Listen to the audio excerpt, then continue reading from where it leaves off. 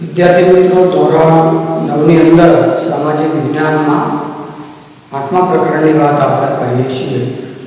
ભારતના રાજ્ય બંધારણનું ઘડતર અને લક્ષણો એમાં બંધારણના મૂળભૂત લક્ષણોની વાત આપણે કરીએ છીએ।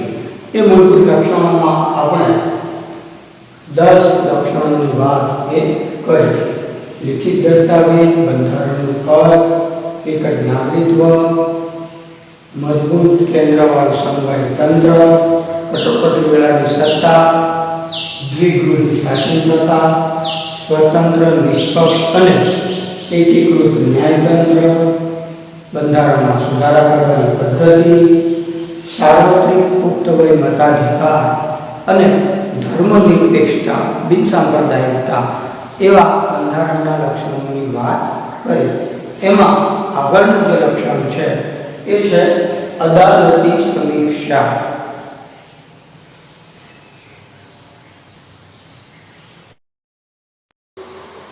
11મો મુદ્દો અદાલતી સમીક્ષા। અદાલતી સમીક્ષા બંધારણનું વિશિષ્ટ લક્ષણ છે। સંઘ અને રાજ્યો દરેક પોતાના કાર્યક્ષેત્રોમાં જ રહીને જે કામ કે વહીવટ કરે એ જોવાની સત્તા અદાલતને સોંપવામાં આવી છે। સંસદની સત્તાઓને અવગણ્યા વગર અદાલતી સમીક્ષા વિશેના સિદ્ધાંતો વચ્ચે એક સુમેળ સ્થાપવાનો પ્રયાસ બંધારણમાં કર્યો છે।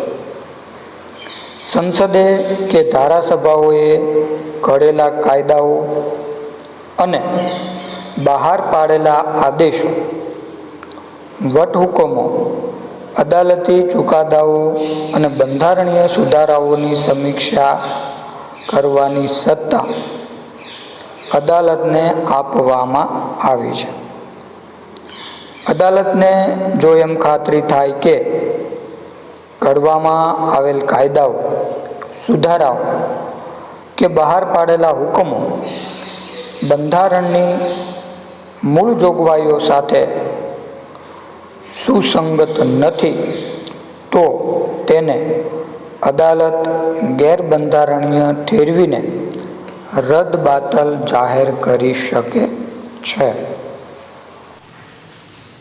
અદાલતી સમીક્ષા એ ભારતીય બંધારણનું વિશિષ્ટ લક્ષણ છે અને એ રીતે બંધારણને અદાલતી સમીક્ષાની સત્તા આપવામાં આવી છે। રાજ્ય અને સંઘો દરેક પોતપોતાના કાર્યક્ષેત્રોમાં પોતાની રીતે કામ કરે અને એ રીતે એ કામ અંગેની અદાલતી સમીક્ષા એ બંધારણે અદાલતોને સોંપી છે।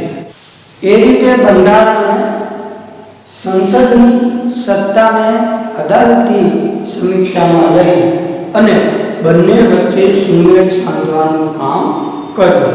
સંસદની સત્તાઓ અને અદાલતની સત્તાઓ એ બંને વિરોધી નથી પણ બંને વચ્ચે સુમેળભેરું કામ કરે। સંસદ છે કે રાજ્યની ધારાસભાઓ છે એ અનેક પ્રકારના કાયદા, નીતિ, નિયમો, આદેશો એ બહાર પાડે છે અને આ આદેશો જે છે એ તપાસવાનું જોવાનું કામ અદાલત દ્વારા કરવામાં આવે છે। જો અદાલતને એમ લાગે કે संसद के धारागृह द्वारा बहार पाडवामां आवेला कायदा के आदेशों बंधारणीय जोगवाईओने बंध बेसता नथी अथवा तो बंधारणनी सुसंगत नथी तो एवी जोगवाईओ मूलभूत बाबतोनुं जे खंडन करता होय एवा नियमों के कायदाओ जे छे ए कायदाओने अदालत जे छे एक गैर बंधारणीय ठेरवी शके અને એને રદબાતલ કરવાની સત્તા પણ અદાલત ધરાવે છે। આમ અદાલતી સમીક્ષા એ મહત્વની બાબત છે। કોઈ પણ સત્તાના જોડે અયોગ્ય નીતિ નિયમો દાખલ કરે તો એની સામે અદાલતી સમીક્ષા અદાલતને શરણે પણ અદાલત પણ એની સામે અર્થઘટન કરી અને બંધારણના ભંગ બદલ એ નીતિ નિયમો કે કાયદાઓ રદબાતલ ઠેરવી શકે। એના પછીનો જે મુદ્દો છે એ છે મૂળભૂત હક્કો અને ફરજો।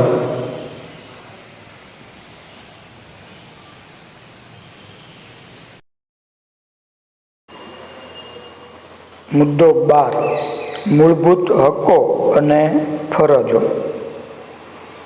ભારતના લોકો એક સ્વતંત્ર રાષ્ટ્રના નાગરિક તરીકે ગૌરવપૂર્ણ જીવન જીવી શકે તે માટે બંધારણમાં મૂળભૂત હક્કો આપવામાં આવ્યા છે.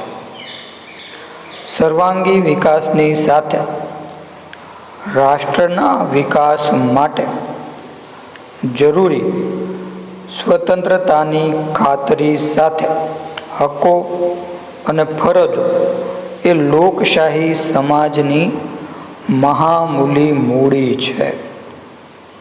બંધારણીય ઇલાજનો હક તથા 6 થી 14 વર્ષ સુધીના બાળકોને ફરજિયાત શિક્ષણનો હક પણ બંધારણમાં સમાવ્યો છે.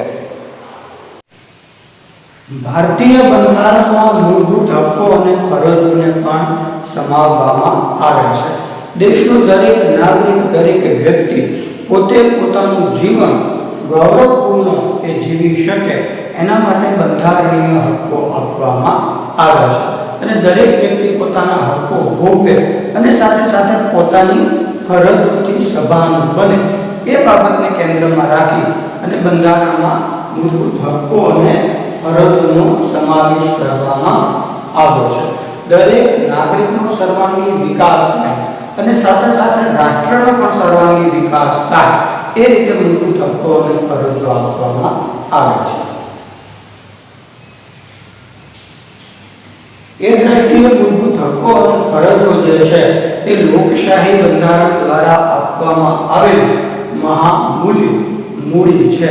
અને એ રીતે વ્યક્તિ પોતાના હક્કો અને ફરજો સમજે અને એનું પાલન કરે એ પણ જરૂરી બને છે.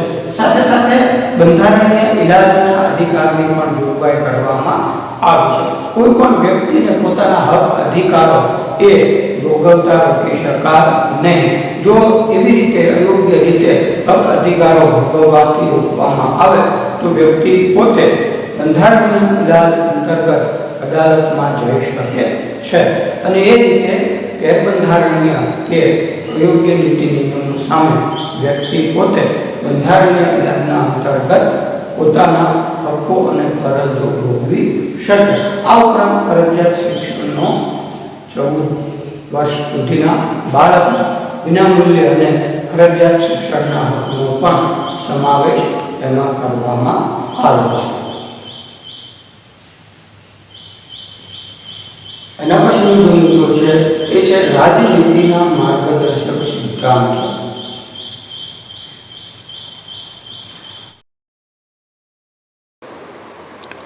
મુદ્દો 13 રાજ્યનીતિના માર્ગદર્શક સિદ્ધાંતો. લોકોના રક્ષણ, સલામતીની સાથે કલ્યાણ સાધવાનો પ્રયાસ રાજ્યે કરવાનો છે. રાજ્યોને નીતિ ઘડતરમાં અને રાજ્ય શાસનમાં રાજ્યનીતિના માર્ગદર્શક સિદ્ધાંતો માર્ગદર્શન આપે છે. તેથી પણ તે સિદ્ધાંતો માર્ગદર્શક સિદ્ધાંતો કહેવાય છે અથવા તો માર્ગદર્શક સિદ્ધાંતો તરીકે ઓળખાય છે. રાજનીતિના માર્ગદર્શક સિદ્ધાંતો એ લોકોનું રક્ષણ અને કલ્યાણ રાજ્યના સિદ્ધાંત ઉપર મૂકવામાં આવે છે. કલ્યાણ રાજ્ય સ્થાપવાના પ્રયાસ અંતર્ગત રાજનીતિના માર્ગદર્શક સિદ્ધાંતો એ બંધારણમાં સ્વીકારવામાં આવે છે. શાસન ચલાવવા માટે અને નીતિ ઘડતરમાં યોગ્ય અને લોકોપયોગી શાસન ચાલે એવા પ્રકારનું માર્ગદર્શન આપતા સિદ્ધાંતો એટલે માર્ગદર્શક સિદ્ધાંતો. અને એટલા માટે શાસકોએ પોતે સત્તા મળી ગયા પછી પણ યોગ્ય પ્રકારના રાજકીય વ્યવહારો કે વહીવટ ચલાવવાનો છે. લોકોને કેન્દ્રમાં રાખવાના છે અને યોગ્ય કલ્યાણ રાજ્ય એ સ્થાપવા માટે એમને માર્ગદર્શન જે પૂરું પાડે છે, નીતિ નિર્ણયો જે પૂરા પાડે છે એ માર્ગદર્શક સિદ્ધાંતો છે અને એટલા માટે એને રાજનીતિના માર્ગદર્શક સિદ્ધાંતો કહેવામાં આવે છે. એના પછીનો મુદ્દો છે એ છે પછાત વર્ગો અને આદિજાતિઓ માટેની જોગવાઈઓ.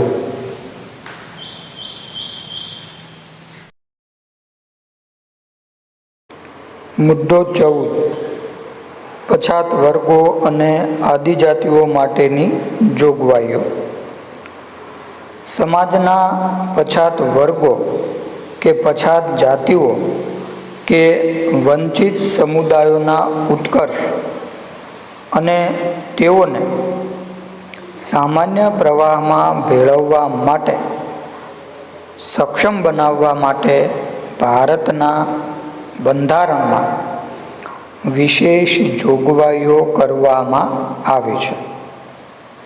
એ જોગવાઈઓ અંતર્ગત ધારાગૃહોમાં, સ્થાનિક સ્વરાજ્યની ચૂંટણીઓમાં રાજકીય પ્રતિનિધિત્વ પૂરું પાડે તે માટે અનામત બેઠકો ફાળવવામાં આવી છે.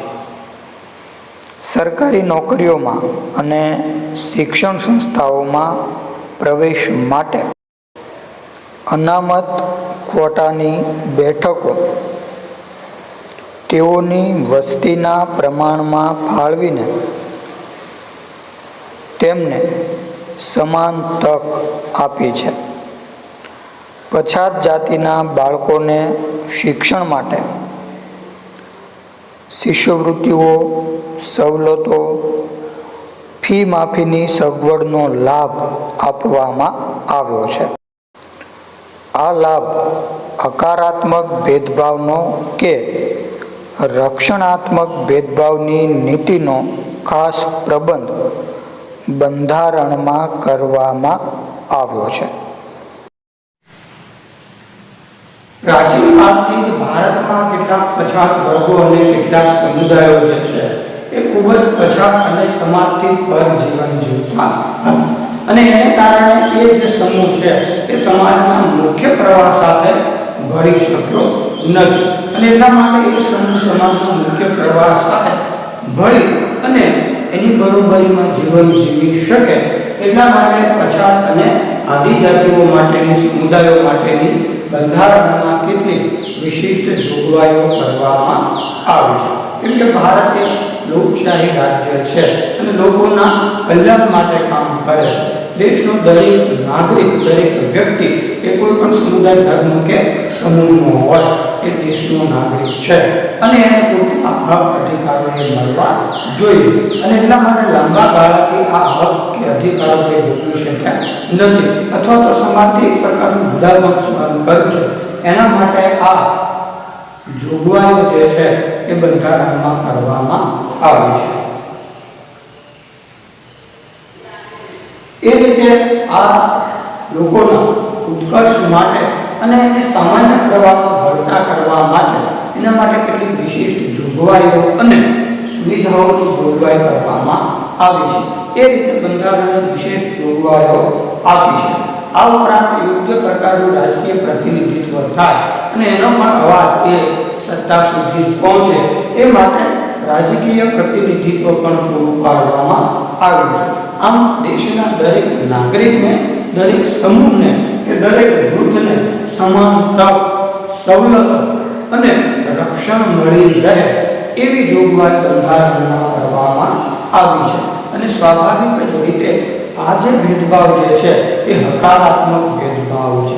એમાં કોઈ પણ પ્રકારનું ખંડનાત્મક સ્વરૂપ નથી. કોઈ પણ સમૂહ કે વ્યક્તિ જે છે એ સમાજ સાથે યોગ્ય રીતે ચાલી શક્યો નથી અથવા તો એને સમાજથી એ સતત દૂર રાખવામાં આવ્યો છે. દાખલા તરીકે એક સમય એવો હતો કે જ્યારે સ્ત્રીઓને છે એ કોઈ પણ પ્રકારના અધિકારો મળતા હતા નહીં, શિક્ષણ પ્રાપ્ત થતું હતું નહીં. જ્યારે ભારતમાં એ બધાને મતાધિકાર અને ફરજિયાત શિક્ષણ જેવા મુદ્દાઓ દાખલ કરવામાં આવે છે. પછાત વિસ્તારમાં રહેતા એ આદિજાતિના લોકો છે કે જ્યાં કોઈ પણ પ્રકારની સુખ સુવિધા, સવલતો એ પહોંચતી નથી અને એના કારણે મુખ્ય પ્રવાહ સાથે ભળી શકતા નથી.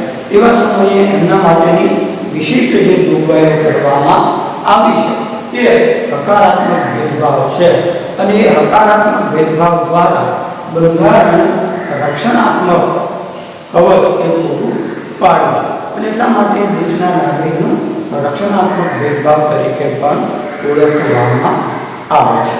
એ રીતે આપણે પ્રકરણ 8માં ભારતના રાજ્ય બંધારણનું ઘડતર અને એના લક્ષણો એમાં ભારતના બંધારણની વાત કરી, બંધારણની ઘડતરની પ્રક્રિયા, આમનું મહત્વ અને બંધારણના મૂળભૂત લક્ષણો જેમાં બંધારણનું કદ, એક જ નાગરિકત્વ, દ્વિગૃહી શાસન પ્રથા, અદાલતી સમીક્ષા, સાર્વત્રિક પુખ્તવય મતાધિકાર, ધર્મનિરપેક્ષતા એટલે કે બિનસાંપ્રદાયિકતા વગેરે જેવા મુદ્દાઓની વાત કરી અને એ રીતે ભારતના બંધારણ અને એની વિશિષ્ટ જોગવાઈઓ આપણે આ પ્રકરણમાં જોઈ.